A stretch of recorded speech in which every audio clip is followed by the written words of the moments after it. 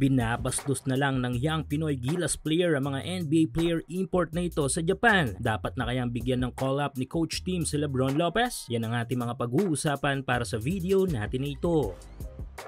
So far ay magandang pinapakita ng ating mga Pinoy Hoopers mula sa kanilang mga kupunan at liga overseas. Maganda ito dahil the more na nakikita ng mga overseas league at mga ball clubs kung gaano kahusay at kaaktibo ng ating mga Pinoy players, ay mas lalaki o dadami pa ang opportunity para sa ating mga young players sa bansa. Kumbaga ay dadami ang kanilang option after college. Maliban kasi sa PBA at MPBL ay may mga overseas team na din ang nakaabang sa mga ito. Dahil din dito ay tiyak na tataas ang development ng ating mga homegrown players dahil sa mas mataas na competition sa overseas. Sa KBL ng Korea, talaga namang matindi ang patuloy na nagiging bakbakan ng ating mga Asian import. Last recent Pinoy versus Pinoy matchup ni Abando at Tamayo ay pareho silang kumamada ng double digit points. Habang sa Japan naman ay walang kupas ang ating mga Pinoy players sa patuloy na pagbitbit sa kanilang mga performance every game. Pero nito lang ay may bagong Pinoy player na nagpapakilala sa liga ng mga Hapon. Ito nga ay walang iba kundi ang ating young Gilas player na si Francis Lopez o mas kilala sa tawag na Lebron Lopez. Fresh from college ay agad na nagpakita ng husay si Lopez sa kanyang pinakaunang stint as a pro player. Sa mga laro ng team nito, though limitado pa mga minuto, ay agad na nagpaparamdam ng presensya ang 6'6" forward. Both offense at defense kasi ang dala ni Lopez sa team nito na Fighting Eagles. At ang maganda nga dito ay nanatili o mas nadidevelop pa ang paggamit ng mataas na athleticism nito sa laro. Sa katunayan, sa huli nilang laro kontra sa team ni Kiefer na Yokohama B-Core ay tila binabastos-bastos na lang ni Lopez ang dalawang NBA caliber import ni Kiefer. Dito ay makikita ang block na ginawa ni Lopez sa 6'8"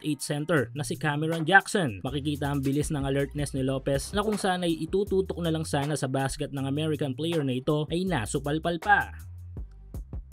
Same thing ang ginawa nito sa former Milwaukee Bucks center na si Damian Inglis kung sana ay mula naman sa likod ng galing ang block niyang ito. Suportahan ang inyong paboritong team sa PBA, NBA at MPBL o kahit pa nga sa mga overseas league. Full details sa comment section. Dito naman ay pinakita ni Lopez ang tikas nito sa opensa kung saan ay sinagasaan niya lang ang depensa ng former NBA veteran na si Gary Clark sa atake niyang ito. Di biro malalarong ito ha dahil hindi lang isa kundi 5 magkakaibang team sa NBA ang nilaruan na nito.